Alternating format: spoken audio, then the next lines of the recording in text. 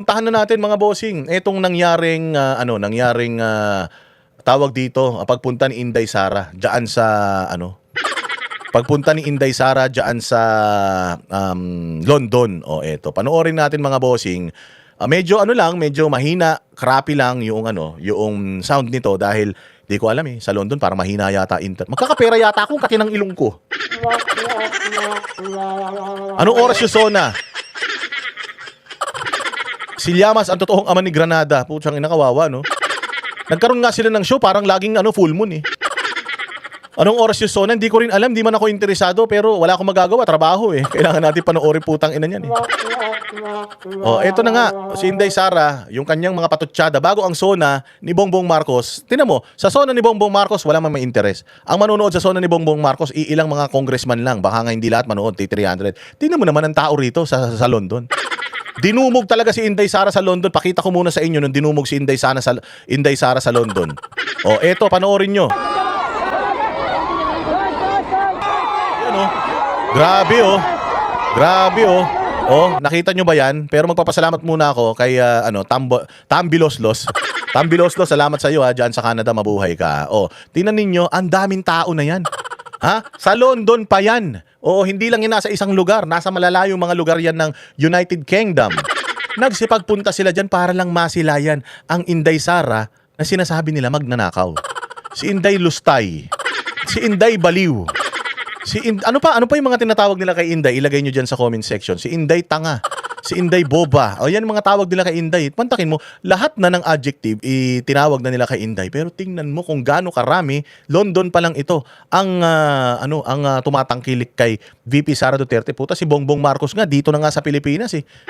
Puta, nagkakulani na sa kilikili, kakakaway, wala namang kumakaway sa kanya pabalik. Kailangan pa si Bongbong Marcos para lang sumaya ang tao, isigaw ang pangalan niya. Kailangan niya pang mamigay ng bigas. Mamigay ng bigas na galing din naman sa pera ng taong bayan. Eto si Inday Sara, walang ipinamigay ni kahit nga t-shirt, baller ID, walang ipinamigay. Mere presence lang niya, nagpunta lang siya dyan, nagkagulo ng mga tao. Imagine, tas pagkatapos nito, pupunta na siya ng dahig. Hanggang sa dahig, pagkakaguluhan pa yan, mga bossing. Eto yung sinisira nila ng 4 na taon. Kaya imagine ninyo kung ganito tinatangkilik si Inday Sara dito. Sigurado ako si Claire Castro, tumutulo na naman ang laway nun. Baka bumubula na naman ang bibig ni Luis Ro.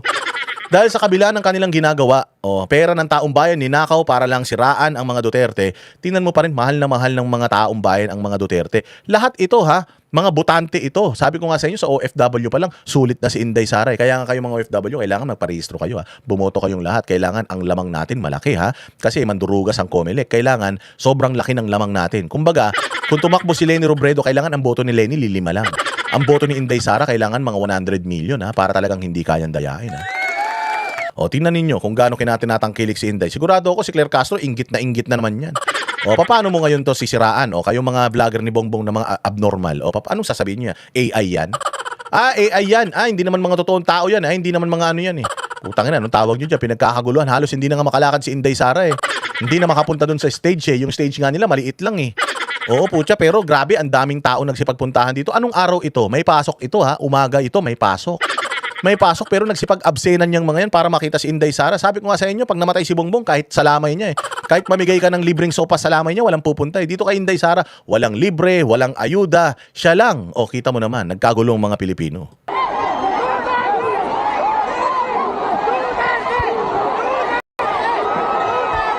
Ayan na, hindi na makadaan.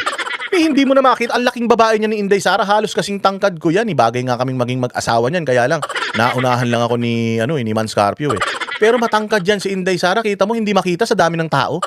Kaya na si Bongbong Marcos, sabi ko sa'yo, baka pagka pinapunta mo rito, baka kahit langgam, walang umattend sa rally niya. Ayan grabing dami ng tao na yan. Sipin mo yan. Ang init ngayon sa London, mga bossing. Ang init. Sigurado ako, amoy dyan, amoy kilikili dyan. Pero putya, walang pakialam yung mga tao. Amoy kilikili, amoy panis na laway, okay lang. Putang ina, makita lang namin si Inday Sara. Ganyan, kita mo yung dami ng tao na yan? Sa London pa yan. Paano kung dito sa Pilipinas yan, putya yan? Ganyan katindi ang pagmamahal ng mga Pilipino sa mga Duterte. Tapos sasabihin ninyo, magnanakaw? Sasabihin ninyo, ito ang boses ng taong bayan, itong impeachment, gusto ng taong bayan. Hello? May mga TV ba kayo sa bahay? May mga YouTube ba kayo? May mga Facebook ba kayo? Nakikita nyo ba kung gaano tinatangkilik si Inday Sara sa ibang bansa? Oh, sipin mo yan. Wala na, hindi mo na nakita si Inday Sara. Oh, wala na. Oh, ganyang karami tao. Kainang yan. Baka pag si Bongbong ang nagpunta rito, baka mas marami pa yung tae. Ayun oh, wala na. Hindi na nakita yung mahal natin si Inday. Oh, ano lang ha, ingat-ingat lang sa lapirot ha, sobrang man lapirot. Oh, kita niyo yung stage nila, oh, makeshift lang, ang liit lang. Alam mong walang budget, pero organic yung mga tao na nagpunta. May ganyan ba sila? Ha? Tanungin lang natin yung mga kupal na mga loyalista. May ganyan kayo? Ha? Meron kayong ganyan? Wala, no? O, wala kayong ganyan. Alam niyo kung ba't wala kayong ganyan? Putang na niyo, mga magnanakaw kasi kayo, mga satanas kasi kayo eh. Carla Azores, dyan sa Japan, salamat sa'yo, domo arigato. At saka kay Bilis Kilos, uy, nabuhay si Bilis Kilos sa mga 2x2 ha. Nabuhay si Randel Bunagan, wala na. Parang lumipat na si Randel Bunagan ha. Putragis, message mo ka si Randel, tanong mo nga kung loyalista na siya. Oh, pakinggan natin ngayon yung sasabihin ni Inday Sara dyan sa rally. Medyo magulo lang yung audio ha. Paanoin nyo na, tsagain nyo na. Pero sigurado ko maintindihan nyo naman to. Oh, maraming salamat muna sa Kingdom Light Congregation. Iba na yung ano ng KLC. Oh, Kingdom, basta dati yun ang ano ko, Kingdom Light Congregation, no? KOJC dyan sa London. Oh, maraming salamat sa SMNI Europe Bureau. Oh, kasi sila ang nito, sila ang nag-broadcast nito kahapon. At ayan na nga mga bossing, pakinggan natin yung sasabihin ni BP Sara sa inyong mga kababayan natin. Pasok. Kasi nakita ko sobrang dami ng ating mga cellphone, camera, at iba't ibang pang photo at video na gamit. Ibig sabihin, lahat gusto makakuha ng picture. Inday Sara, wala na kaming pakialam sa message mo, basta meron lang tayong selfie. Grabe, no? Sabi daw ng mga tao, Inday Sara, wala na kaming pakialam sa sasabihin mo dyan. Alam na namin sasabihin mo dyan. Magnanakaw si Marcos. Maka-selfie lang sa'yo, pwede na. Ang lupit, di ba? Selfie lang, sapat na sila. Matindi. O, Lamay X, dyan sa Taiwan. Mabuhay ka, salamat sa'yo. Kaya, binigay ng organizers para sa ating lahat mamaya ang photo opportunity ng lahat. Putik yan. Ganyan ka, down to earth si Inday. Ilan libo tao dyan. Bawat isa magpipicture siya. Imagine, meron bang politiko na ganyan? Sa bagay, wala naman talagang politiko na ganyan dahil wala naman politiko na tinangkilik ng ganyan. Lahat naman ng mga politiko sa atin minumura ng mga Pilipino. Si Inday Sara sa dami na yan, pipila lahat yan. Magpapapicture sa kanya. Saan ka naman? Bongbong. Maniwala ka kahit mamigay ka ng tigda 2,000 sa lahat ng mga malapit na maging mahirap na mga Pilipino, wala magpapapicture sa iyo. Baka kunin lang nila yung pera tapos duraan ka nila, walang hiya ka. Wala kang silbi sa bayang Pilipinas. Tinan mo naman to si Inday Sara, 'di ba? Ganyan yan kabait, ganyan yan ka-approachable. Hindi yan katulad ninyo, hindi kayo malapitan, akala nyo naman ang babangon nyo. Si Inday Sara, dahil mahal nyo ko, gusto nyo ko, ang layo ng pinunta nyo, puta, sige, pupulikatin ang pisngi ko, kakaselfie sa inyo, go lang. Oh, ganyan yan. So, ibig sabihin, alam niya kung ano ang gusto ng mga Pilipino, anong nais ng mga Pilipino, anong nasa puso ng mga Pilipino, gagawin natin yan, kahit nakakapagod. Kahit napapakakapasibanat ba nga, kapag picturan, tumatakbo yun eh. Pero, ikita mo naman si Inday Sara, di ba? Picturan, sige. Kahit delikado, sige. Oh, ayan ba ang ayaw ng taong bayan? Isa-isa. Kaya, hindi kailangan gigil dahil habang merong nakapila para sa picture, ay gagawin natin mamaya. Mahal ko kayo. Nilinis na yung audio nito. Grabe sigawan eh. Halos hindi marinig yung sinasabi ni Inday kasi hindi siya malaking stage eh. Wala siya yung mga malalaking speaker na ganun. Yung speaker nila dyan, parang maliliit lang yung speaker. Grabe ang sigawan daw dito. Halos hindi na magkarinigan yung mga tao. Kaya nilinis. Kaya parang mapapansin nyo medyo parang kulob yung boses. Kasi tinanggal na yung background noise. Kaya ganyan. Antindi raw dito kahapon. Kasi pinapanood ko yung live nito kagabi kay Makabayan. Oh, grabe. Ang dami talagang tao tsaka ang ingay. Halos hindi na talaga marinig si Inday. Nag-aaway-away na ngayon may mga cellphone eh. Hoy! Sabi no, huwag ka naman manggit-git. Nag-aaway-away na yung mga tao para lang makapwesto makita si Inday Sara eh. Salamat sa inyong paanyaya sa akin na bumisita dito sa United Kingdom. Susunod ko po ay yung unang ating pagdarasal at pakikiramay sa lahat ng mga kababayan natin doon sa Pilipinas. Salamat kay kay Mix, Cheska. Naghihintay na lang talaga tayong malipad ang ating agila, sabi niya. Maraming salamat din kay Cheryl Kagud dyan sa Malaysia. Mabuhay kayong lahat. Na dumadaan sa hirap, may sakit, at mga biktima ng iba't ibang kalamidad na dumadaan taon-taon sa ating bayan. Tayo ay nakikiramay sa kanila. At kailangan ipaabot natin ang ating moral support, kundi man financial support sa lahat ng mga biktima ng sakuna sa ating bayan.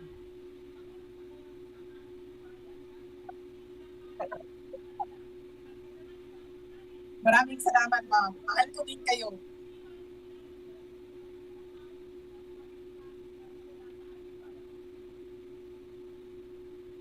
Nakita nyo, nagpo-post si Inday Sara kasi grabe daw ang sigaw ng tao. Duterte. Grabe. O kaya nga, napanood nyo yan ng live, di ba sobrang ingay? At least dito, pananood natin, tahimik na, naririnig na natin si Inday. Napapapost si Inday Sara sa sobrang dami ng sumisigaw. I love you, Inday! I love you! Ganun yung sigaw eh. Kapag si Bongbong ang nagpunta rito, sigurado, ulul! Sinungaling! Sigurado ganyan. Oo. Oh, tsaka na si Bongbong nga, may mga bodyguard na, hindi naman pinagkakaguluhan. Dapat nga dyan, ang bodyguard ni Bongbong, mga barangay tanod lang eh. Wala may interest kay Bongbong. Oo, wala may interest kay Bongbong, maniwala kayo.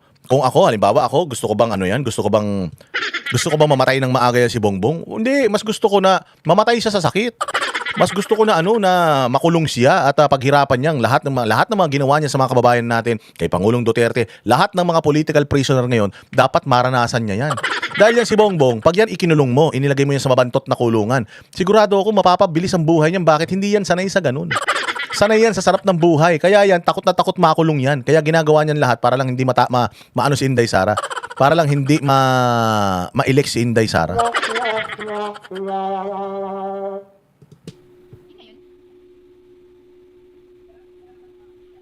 Dahil ito, mga pagpapasalamat. Una, ang pagpapasalamat natin sa Diyos. Kaya para sa araw na ito, na ibinigay niya sa atin para magtipon-tipon. Malayo man tayo sa ating bayan. Ang iba sa atin hindi na nakauwi ng Pilipinas. Pero binigay niya sa atin ngayon ang araw na ito para ang mga Pilipino magsama-sama at ipakita natin ang ating galit sa nangyayari sa ating bayan ngayon. O baka inciting to sedition na naman yan. Ipakita natin ang ating galit. Normal man yun, magpahayag ng galit ha. Baka panibagong kaso na naman ni Matibag yan, nakabantay na naman yung mga taga-cybercrime. Mag-aantay na naman ng mga maling sasabihin ng mga Duterte. Wala na, tapos na kayo. Kahit na ano pang gawin ninyo, wala na, hindi nyo na mapipigilan ito. Alam ninyo ang makakapigil na lang kay Inday Sara para sabi ko nga sa inyo, kung sino ang may death threat, si Inday Sara talaga eh. Kasi talagang ayaw siyang papanalunin eh. Ayaw siyang maging presidente ng mga kawatan eh. Kung merong tao na delikado ang buhay, si Inday Sara yun. Kasi hindi nila kaya mapabagsak si Inday Sara sa kaso. Hindi nila kaya mapabagsak si Inday Sara sa public opinion. Oh. So, paano saan na lang? Para mawala si Inday Sara sa landas mo, patayin mo siya. Maraming salamat Jojo Hugo dyan sa Saudi Arabia ha. Oh. Yun na lang, kaya nga sobrang delikado. Actually, ako nga nung magkasama kami ni Inday Sara dyan sa Europe, nag-aalala ako sa kanya. Talagang nag-apply akong bodyguard niya eh. Oo, kasi naglalakad lang siya mag-isa. O, naglalakad lang siya, nagtitrain siya, nagbubus siya. Nung nakaraan, nakabisikleta. Sabi ko, ibang klase itong babae na to, pangalawang pangulo, tas ang daming gustong pumatay sa'yo. Ang dami pang NPA dyan sa Amsterdam, dyan sa Hague. Tapos, wala siyang pakialam. Ganun si Inday Sara. Ang tapang niyan. Kasi si Bongbong Marcos, sabi ko sa inyo, kahit daw sa CR, may kasama yan eh. Oh, sobrang bakla at duwag niyan eh. Oh, si Inday Sara, sobrang delikado na itong ginagawa niya, kahit yung paisa-isa na picture, sobrang delikado niyan. Pero, kumpiyansa man si Inday Sara na walang tao dyan na nagpunta para saktan siya eh. Susuportahan at poprotektan siya ng mga tao dyan eh. Ang susunod na pagpapasalamat ay syempre ang pagpapasalamat natin sa organizers natin at sa mga volunteers natin. Dahil hindi dahil sa kanilang preparation, sa kanilang organization, sa kanilang sistema, ay hindi natin magagawa ang ating programa ngayong hapon na ito. Kaya maraming salamat po sa kamay mga volunteers, mga organizers. Maraming salamat sa inyo.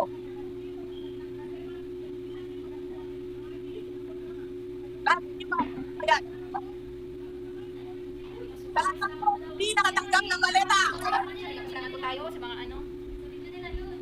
Nagpapasalamat tayo, syempre, sa local government unit ng London at sa UK government dahil pinayagan nila tayo na magtipon-tipon ngayong hapon na ito.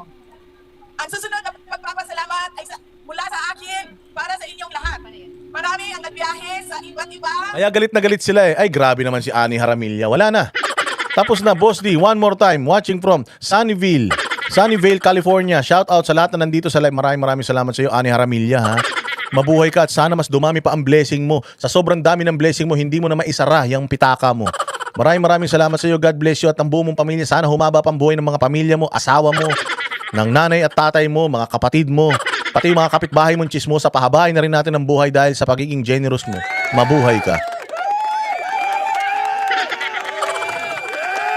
Oh. At malalayong lugar ng United Kingdom. Maraming salamat. Eh, ayaw nila si Inday Sara magbiyahe, di ba? Sabi nila, oh, nasa na naman si Inday? Umalis na naman. May impeachment, umalis na naman. O, paano? Ayaw nilang makita, masampal sila ng katotohanan na ganito. Tinatangkilik si Inday Sara sa ibang bansa. Kahit nga paulit-ulit si Inday Sara pumunta sa mga bansang pinupuntahan niya, pinagkakaguluhan pa rin siya ng mga tao eh. Samantalang ito mga putang ina mga congressman na ito, na mga patay gutom sa pera, inggit na inggit sila talaga kay Inday. Hirap na sila mag-isip, oh, ano ba pang gagawin natin dito? Para lang mapabagsak natin tong mga Duterte na ito. Bakit ba ang hirap pabagsakin ng mga Duterte na ito? Oo, alam ninyo kung para mapabagsak ninyo yung mga Duterte, lagpasan ninyo yung galing ng mga Duterte. Di ba? Lin Hisagikawa. Salamat sa iyo dyan sa Japan. Lagpasan ninyo yung galing nila. Lahat ng mga nagawa nila, doblehin ninyo.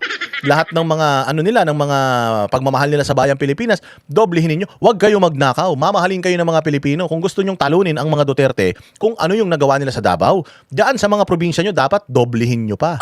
Dapat mas galingan ninyo sa mga nasasakupan ninyo kung gusto nyong mahalin kayo ng tao more than yung pagmamahal ng mga tao sa mga Duterte.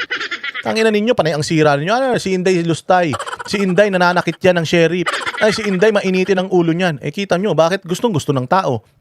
O baka yung mainitin ang ulo gusto ng tao. Baka yung lustay na katulad ni Inday gusto ng tao. Ang ina nyo, magpakabait kayo. Magpakabait kayo. Sipagan ninyo. Huwag kayo magnakaw. O para ganito rin kayo. O kahit naman sinong tao presidente, kahit hindi naman Duterte kahit naman halimbawa si Leni Robredo, kahit si Risa Kung halimbawa si Risa, lalagpasan niya lahat ng nagawa ni Pangulong Duterte, yung kabutihan hindi yung kasamaan, kasi yung kasamaan nalagpasan na nila Yung malagpasan mo lahat ng ginawa ni Pangulong Duterte, doblehin mo, triplehin mo, ituloy mo yung mga niya, infrastruktura niya, ituloy mo yung mga proyekto niya, yung laban sa kriminalidad at saka sa droga. Iboboto kita. O iboboto ko si Risa kung gano'n ang gagawin niya, kaya lang alam naman natin hindi niya gagawin yun. Oh. 'Di ba? Ito ba ang sabi nga nito ni Gida Quijano, yan ba ang merong betrayal of public trust? Meron bang betrayal of public trust kung ikaw yung pinagkakatiwalaan hindi lang ng mga tao rito sa Pilipinas pati sa isang libutan? Sanlibutan talaga sa buong mundo. Ito si Inday Sara kahit magpunta to sa North Pole at saka sa South Pole, baka pati yung mga reindeer ni Santa Claus baka magpunta pa sa kanya. Ganyan ka mahal ng mga tao si Inday Sara. 4 na oras, 5 oras, 6 na oras na pagbabiyahe para lang makaabot dito ngayon. Meron ang nawala sa trabaho, Baka sila po sa Zoom. nag-undertime, nag-absent, nawala ng trabaho dahil hindi pumasok,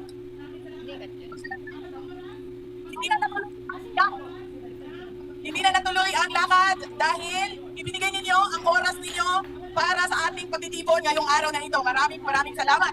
Narinig niyo yon? Sinabi ni Inday Sara, yung mga umabsent, mga nawalan ng trabaho, mga walang kita ngayon, nagpunta rito para lang sa ating pagtitipon. Imagine, gagawin ba ng taong bayan yan para kay Bongbong? Hindi.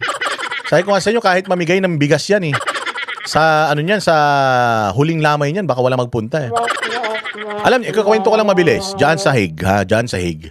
Alam niyo may isang grupo diyan na umalis sila sa trabaho nila. Meron silang 3 trabaho, okay?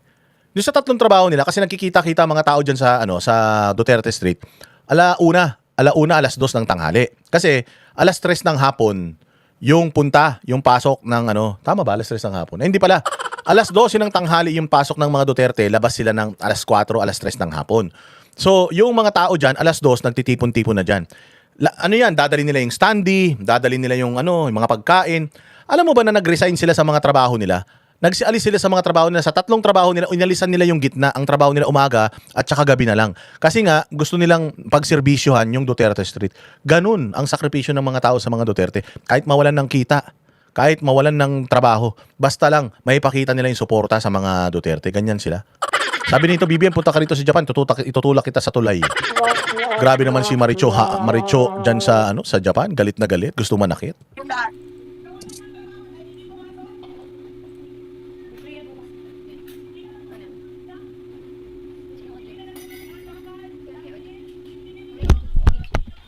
Oo. Wala. Parang Ay, hindi nawawala yung audio nila. na first, nasasaktan kapag sinabi na bayad sila o bayaran sila o binayaran sila para pumunta dito.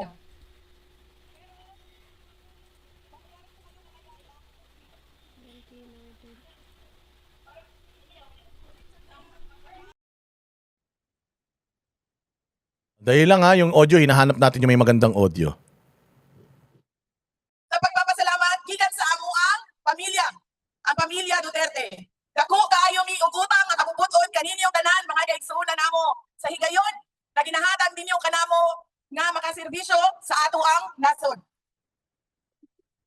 Napakalaki ng utang na loob namin sa inyo mga na inibigay ninyo kaplingkod sa ating bayan. Pero ang lahat ng pamilya namin galing sa posisyon ng Davao. Dahil sobrang dami sa ating mga Pilipino ang mayroong iba't ibang posisyon. Barangay Kapitan, Purok Chairman, Konsehal, mga buhaya, Mayor, Governor. Sobrang dami ng Pati, mayroong posisyon. pati buhaya. Galing sa apelido. Dahil lahat naman tayo may pangalan, may apelido. Ang totoong lakas namin ay galing sa inyo. Nakikita ninyo ito? Ang pagtitipon natin ngayong hapon na ito, ito ang lakas ng aming pamilya. Kaya nagpapasalamat kami sa inyong lahat dahil hindi ninyo kami iniiwan.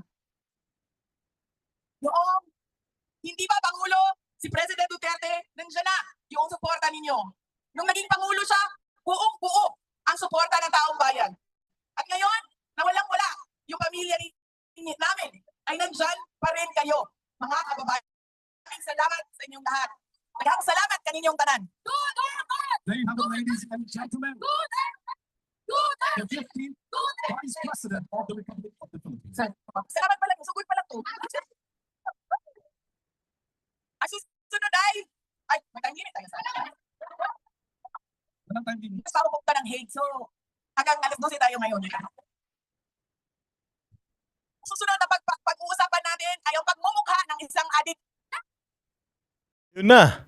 Yung pagmumukha daw ng isang adik, putang ina niyan. Patay na naman tayo nito. Si Claire Castro baka sumabog na naman ang bumbunan nito sa galit.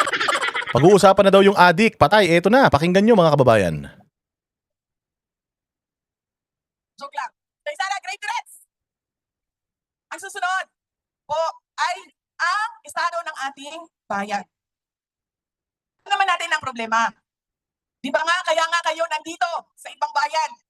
Kahit na nalulungkot na kayo, namingaw na mo sa inyong mga lugar kung asa mo gikan. Dahil maraming problema ang ating bayan. Hindi na natin pag-uusapan yung problema. Ang pag-uusapan natin ay kung ano ba yung gusto natin makita, maramdaman sa ating bayan. Ako po ay naging mayor. Napakasimple ng gusto ng isang Pilipino. Dahil karamihan sa atin hindi naman pinanganak na mayaman. So ibig sabihin, ang gusto natin ay yung pinaka-simple na gusto ng isang ordinaryong mamamayan.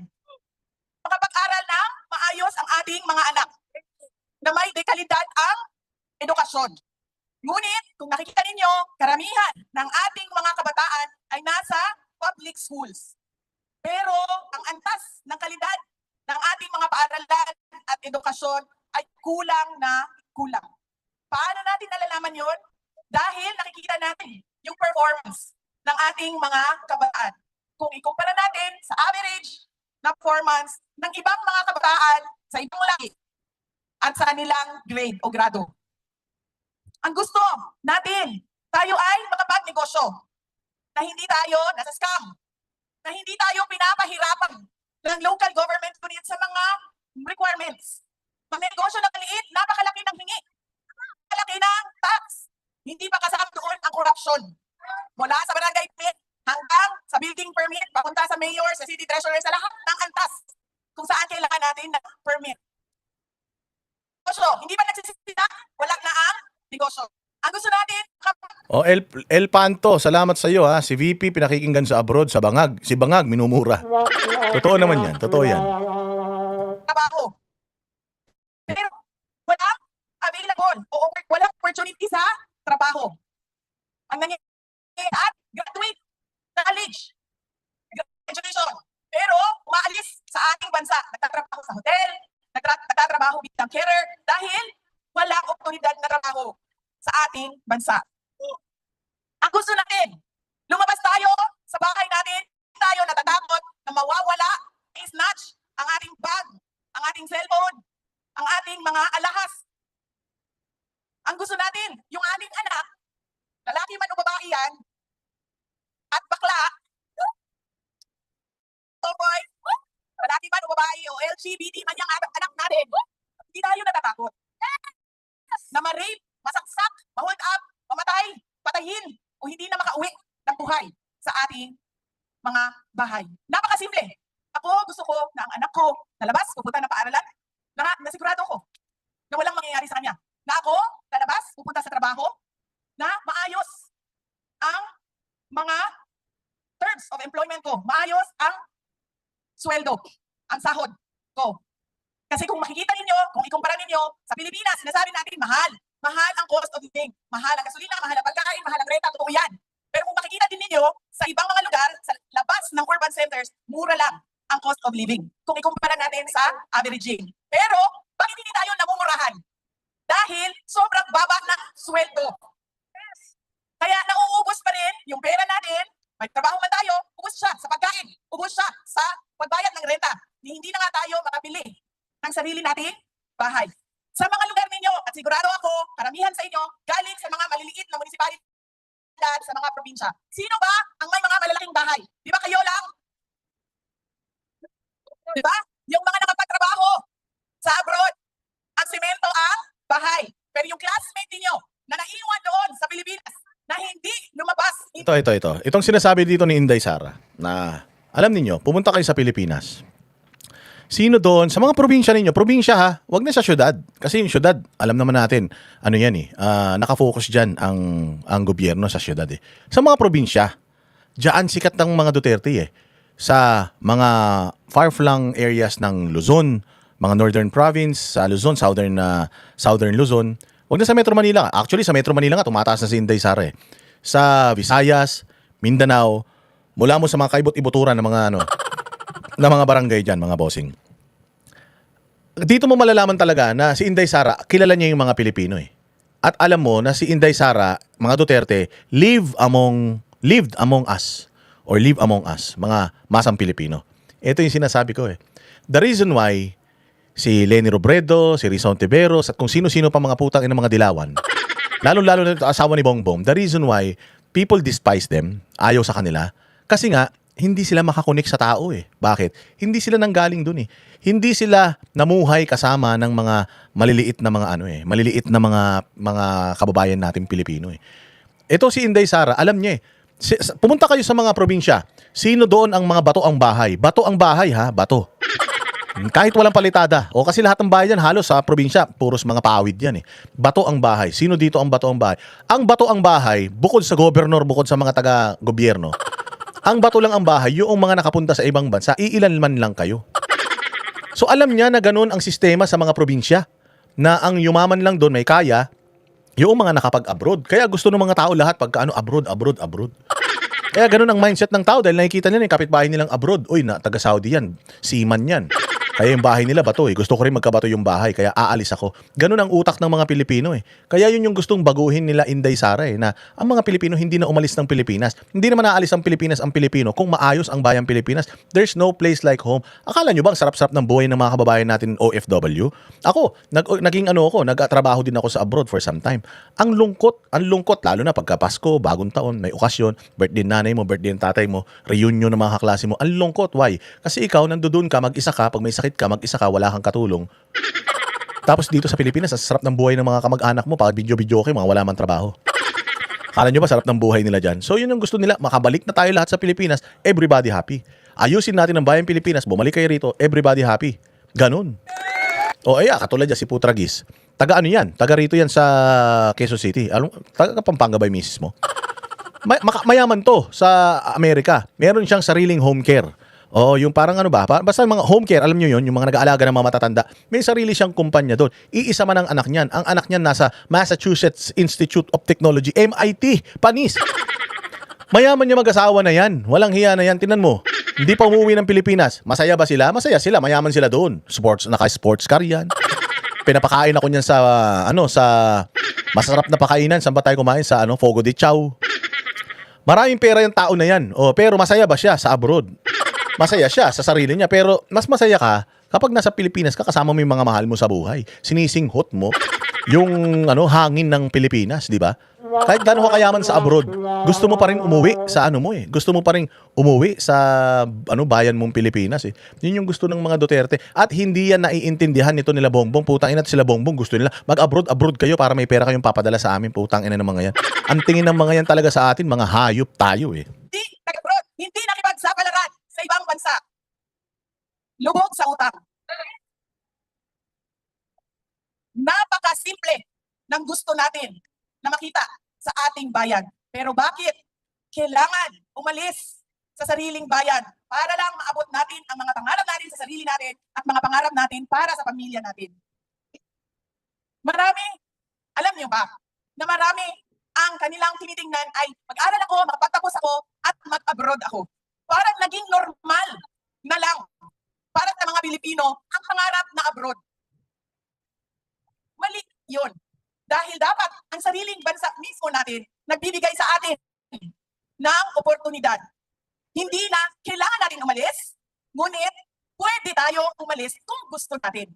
Hindi yung napipilitan tayo na iwanan ang ating pamilya, ang ating mga anak, sira-sira, broken families, naghihiwalay ang mga mag-asawa dahil kailangan umalis, lumabas. Dahil bakit? Wala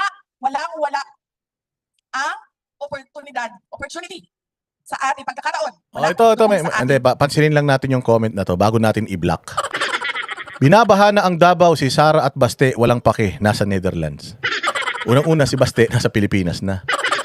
And at the same time, marami rin binabaha sa buong Pilipinas. Putang ina ninyo, bakit nakatutok na naman kayo sa Davao? Davao na naman. Yung baha sa Davao, may programa ang mga taga Davao, ang Davao LGU sa mga nabahaan. Huwag mo silang intindihin. Ang intindihin mo, yung lugar mo, probinsya ng nanay mo, probinsya ng tatay mo, kamag-anak mo. Dahil putang ina ninanakawang kayo. Binabaha din ng Lawag. Binabaha din yung mga yung mga lugar ng mga congressman na mga sinusuportahan ninyo, mga ulol kayo. Nakapokus kayo sa Davao. Tanga. Mas masarap ang buhay ng mga taga Davao kaysa sa inyo. Kaya nga, papetiks-petiks lang sila Inday tsaka sila Basti eh. Kasi nga, alam nila kahit wala sila gumagana ang gobyerno dyan sa Davao. Tangina nyo mga bobo kayo. Mga inutil. Mga tanga talaga kayo. Kayo talagang mga mga follower talaga ni Bongbong Marcos. Putang ina mga utak ninyo talaga, mga taho. Bulok na taho talaga ang mga utak ng mga bobo talaga kayo. Bayan. Napakasimple na ang gusto natin at hindi mahirap yun ibigay ng pamahalaan. Bakit? Nakikita ninyo yun sa ibang bansa. So bakit nagagawa nila? Totoo yan. Dahil napakaraming buaya sa Pilipinas. Hindi ko alam kung ano ang nagbago simula noong panahon ng 1940s, 1950s, 1960s, 1970s, hanggang ngayon, taon na ito, 2026. Ang nangyari sa ating mga Pilipino, nagkanya-kanya tayo. Yung mga nakaupo, umangat, nagkaroon, nakapangyarihan, naging makasarili.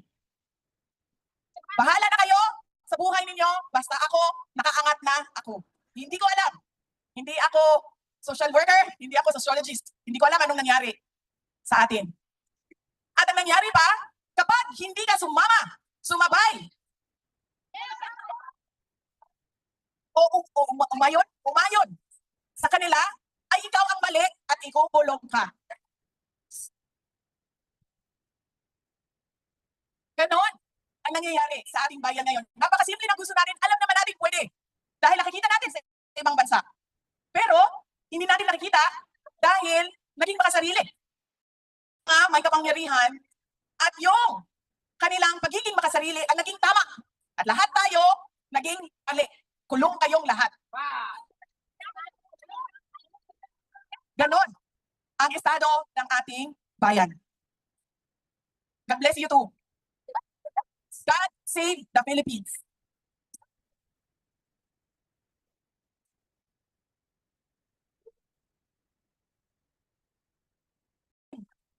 Na nangyayari ang mga natural disasters. Pero bakit taon-taon laging nagugulat ang Pilipino sa pagbaha, sa pagbagyo, sa lindol? At hindi lang yan. Pagkagulat natin, sira-sira lahat, hindi na makabangon ulit. Kung maalala ninyo, nagkaroon ng malaking lindol sa Cebu noong mga ilang buwan na nakaraan. Pagbisita namin ng Cebu, nitong bago lang, ganun na ganun pa rin. Para silang kahapon lang na lindol. Putang ina mo. Ano? Pambare-kwatrong hayop ka. Tang ina ka, isa ka rin. Ang tagal na nung lindol sa Cebu. Hanggang ngayon, putang ina, durog pa din yung Cebu, hindi pa rin bumabangon.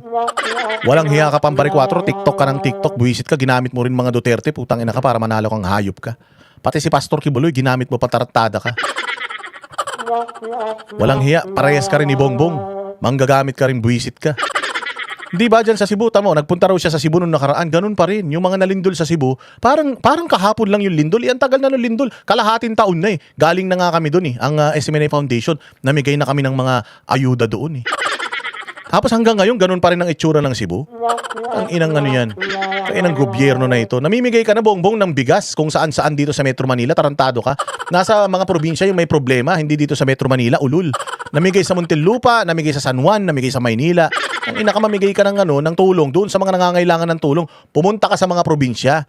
Kaya lang ayaw niya magbigay ng tulong doon sa mga probinsya. Wala man kasing media doon. Walang hiya ka. Ito naman yung Cebu, hanggang ngayon daw, sabi ni Inday, lubog pa rin, durog pa din. Yung Davao, bumaha kahapon, ngayon maayos na. Hindi tayo nakakabangon kaagad. At meron sa atin, hindi na nakakabangon talaga. Ubus ang savings dahil sa kalamidad. Taon-taon, ubus ang gamit. Sa yan, sa mga pangyayari sa ating bayan. Natural, man-made ba? Man-made disaster. Ano ang man-made disaster? Batayan mo. Napakataas na crime sa ating bansa. Bakit? Paikot-ikot lang din naman yan. Madali lang siya maintindihan. Kapag walang oportunidad ang tao, wala silang trabaho. Kapag wala silang trabaho, nagnanakaw. Ama yung sinasabi ni Putragis eh. Normal ang baha. Ang tanong, gaano kabilis mawala ang baha? Alam dyan, yan nga sa San Francisco. Sa California nga, binabaha sila eh. Amerika na yan. Mga tanga pala kayo eh. Ang tanong, gaano kakabilis?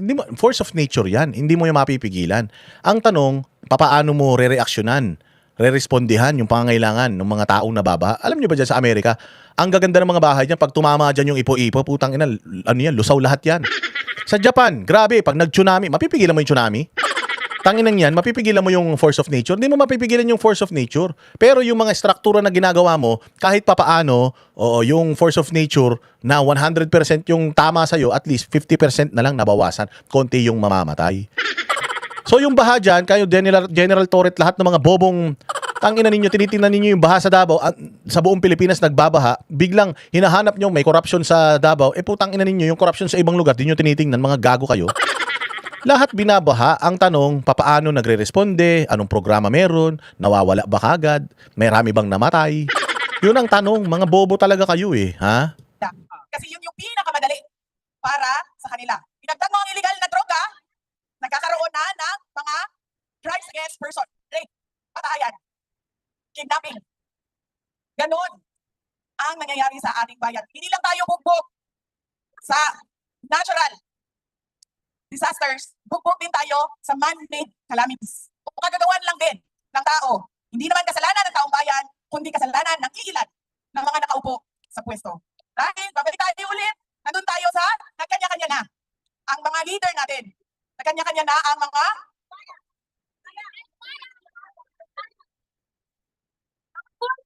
crocodiles. Alam nyo, marami sa kanila, alam niyo yan, marami sa kanila ang mga may bahay sa iba't ibang bansa. May bahay. Paborito nila sa Spain, sa Australia, sa Amerika, Paris, sa iba't ibang lugar kung saan may golden visa. Napakadali para sa kanila na umalis ng Pilipinas kapag hindi na maganda ang sitwasyon. Pero paano kami na ayaw namin umalis ng Pilipinas? Paano yung mga pamilya ninyo na hindi makaalis ng Pilipinas? Iiwanan na lang tayo na magtiis sa kalat na ginawa ng ilang Pilipino lang na makasarili ang kanilang interes. Dahil wala silang pakialam kung anong mangyari sa ating bayan. Dahil napakadali para sa kanila. Ilang milyon, bilyon. At sinasabi ko sa inyo, darating ang 2027 budget, ubos na naman yan, sinasabi ko sa inyo. Walang tigil ang nakawan ng ilang Pilipino lang. Ngayon, hindi ko masagot kung bakit ganyan ang pag-uugali nila. Pero, ang pagkakaalam ko, ang mga Pilipino ay may pagmamahal sa bayan. Hindi tayo magpapatalo kung ilan ang mga Pilipino ay may pagmamahal sa bayan. Hindi tayo magpapatalo sa ilan na ang mahal nila ay ang sarili nilang balat. Ang sarili nilang interes. Papasalamat tayo lagi sa ating mga overseas Filipino workers. Filipino migrants. Dahil alam naman natin na ang dollars ninyo ang pinakamalaking remittance na pumapasok sa Pilipinas. Pounds. Mas malaki pa. Ang pounds ninyo na pumapasok sa ating bayan. Hindi nagbibigay ng malaking water reserves sa atin. Kaya nga diba, ang bagong bayani ay ang overseas Filipinos. Napakalaki ng pagpapasalamat ng buong bansa sa inyong kontribusyon sa ating ekonomiya. At gusto namin malaman ninyong lahat na kami na nandoon sa Pilipinas. We truly appreciate your determination and hard work. Lalong-lalo na sa mga kapatid ninyo, pamangkin ninyo, nanay at tatay, mga magulang ninyo na sinusuportahan ninyo doon sa Pilipinas. Maraming salamat sa inyong pagmamahal sa inyong mga kapamilya at sa ating bayan.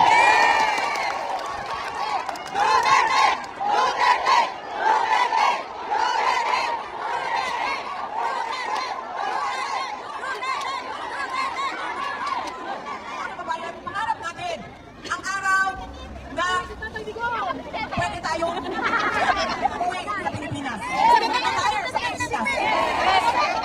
Pangarap natin ang araw na kapag sinabi natin dito kung magtatrabaho dahil okay naman ang sweldo.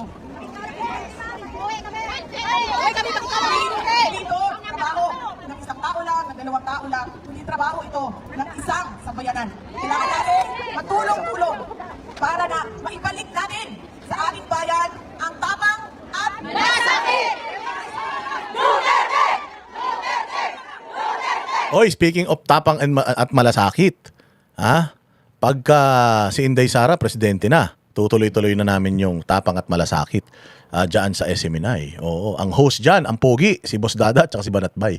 Kasama natin si Inday Sara. Yan na yung magiging parang gikan sa masa para sa masa ni Inday Sara. Ibalik ang tapang at malasakit. Abangan nyo yan ha. Sa ngayon kasi, hindi muna tayo nag-show with Inday dahil may impeachment eh. Ayaw niyang sagutin muna yung mga issues. Pabayaan natin yung taong bayan ang magdesisyon kung kanino maniniwala. Pero pagka okay na ang lahat, ibalik ang tapang at malasakit. Back to normal na ulit yan with Banatbay and Boss Dada.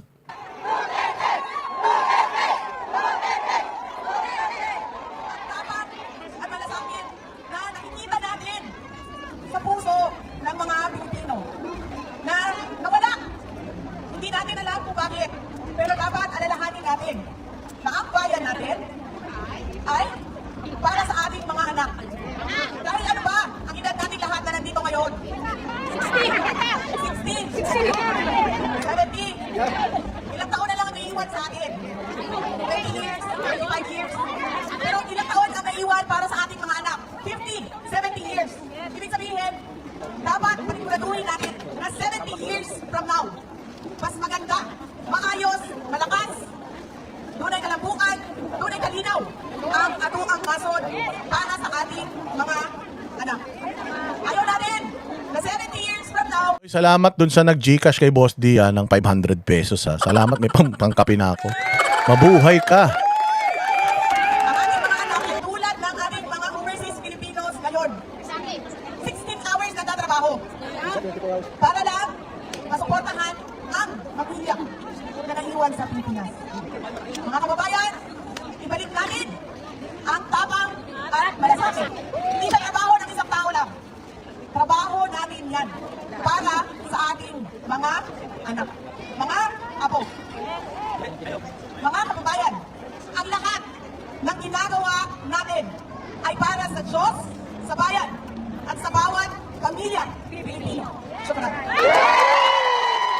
Ganda ni Inday. Palakpakan natin si Inday. Di ba? Sa pool lahat. Pag nag-speech pa si Bongbong, ganyan. Putang ina niyan. Alam mo, tinitira sa puwit pag nag-i-speech eh. Dito mo naman dami ng mga Pilipino, di ba? O, kailangan pang i-enhance yung boses ni Inday para lang marinig natin dahil wala eh. Ito ba yung magnanakaw? Ito ba yung kawatan? Pucha ni hindi kaya mag-organize ng malupitan na mga ganitong stand-up rally, di ba? Duterte, speaker lang, kaya hindi mo halos marinig eh. O, walang budget, volunteers lang, mga Pilipino ang nag-oorganisa nito. Walang malaking tao, negosyante nasa likod ng mga pagtitipon na ito. Si Bongbong may pera na ng taong bayan. Ang sarap maging presidente ng Pilipinas, sa totoo lang kung matino ka, ang sarap maging presidente ng Pilipinas. Kung talagang meron kang vision para sa bayan mo, napakasarap maging presidente ng Pilipinas. Bakit? Mantakin mo, nasa iyo pulis, nasa iyo sundalo, ang dami mong mga departamento, nasa iyo pera ng gobyerno, nakakapangutang ka pa. Wala kang kompetensya, lahat ng kita sa'yo, wala kang kalaban, ang kalaban mo lang yung mga kriminal, mga adik, ang kalaban mo lang yung mga terorista, komunista, pero lahat sa'yo na. Ang kailangan mo na lang malinis na puso at saka matatag na pag-iisip, political will para gawin lahat na magagandang bagay para sa nasasakupan mo. Mantakin mo, tatay ka ng bayan tapos nakikita mo yung mga tao hirap na hirap. Natutuwa ka sa ganun, nakatulog ka na mahimbing. Ang sarap maging presidente ng Pilipinas, nasa iyo lahat libre. Libre tapos lahat ng sabihin mo nagkakatotoo. So kung may maganda kang pangarap sa bayan mo, gusto ko ng mga tren, gusto ko ng mga tulay, gusto ko magagandang eskwelahan, magandang ospital. Lahat ng isipin mo na yan, kaya mo kasi nasa iyo ang pera eh. Kaya lang putang ina magnanakaw itong mga nakaupo eh. Magnanakaw, wala talaga silang kompetensya sa pagnanakaw. Baliktad eh. Wala silang kompetensya eh. Ang gobyerno, lahat ng pera kanila. Kung ilalagay mo sa programa, ilalagay mo sa serbisyo, kung ilalagay mo sa ikauunlad ng bayan mo, maganda sana Pilipinas, mayaman tayo. Baka mas mayaman pa tayo sa mga kapitbahay natin dito sa Asia. Di ba, Jenny Park? Jenny Park, pangkape, Boss Dada. Maraming salamat sa'yo. Diyan sa Korea, mabuhay ka. Diba? Pero kung putang ina, nasa iyo na lahat. Nasa iyo pulis, sundalo, lahat ng ahensya ng gobyerno, nasa iyo nagtutulong-tulong, ang dami mong uutusan mo lang sila, gagana sila. Kung maayos sana ang utak nitong presidente natin, maayos sana Pilipinas, katulad ni Pangulong Duterte, 6 na taon, naayos niya Pilipinas. Kung itinuloy sana ni Bongbong, 12 years na yun, edi sana maganda na Pilipinas pag upo ni Inday Sara. Kung halimbawa nga si Inday Sara hindi tumakbong presidente, kahit yung anak niya, yung pinsan niya, kung tinuloy-tuloy lang ni Bongbong yung ginawa ni Pangulo, edi sana mananalo si Romualdez. Hindi eh. Kaya na pag-upo ninyo, nagnakaw kayo kagad. Wala kayong kakompetensya sa pagnanakaw. Lahat ng mga bumabatikos sa inyo, pinakukulong nyo, mga hayop kayo eh. Mga buwisit talaga eh. Oh. Kami ang boses ng masa, hindi natatakot. Katotohanan lang, di kami nalulunod. Walang bahid ng sismis, lahat ay totoo. Kahit sino ka pa, pag mali ka babanatan ka. Walang pinipili kulay, wala kaming kinikilingan. Basta para sa bayan, kami lalaban. Pagdama palakpakan, pag mali banatan, di matitinag. sa bayan, tuloy ang sigaw. Sa harap ng kamera, walang halong takot. Mga baluktot, lahat kayo'y tutumba. Ang hustisya at totoo, yun lang ang mahalaga. Kahit sinong harang, di kami matitinag. Walang pinipiling kulay, wala kaming kinikilingan. Basta para sa bayan, kami lalaban. Pag tama palakpakan, pag mali banatan. Di matitinag, di matatakot. Para sa bayan, tuloy ang sigaw. Kung nasa tama ka, ikaw ay aming kasama. Pero pag mali ka, handa ka na bang mabasag? Banateros kami, walang inuunan. Dahil bayan muna, bago ang sarili.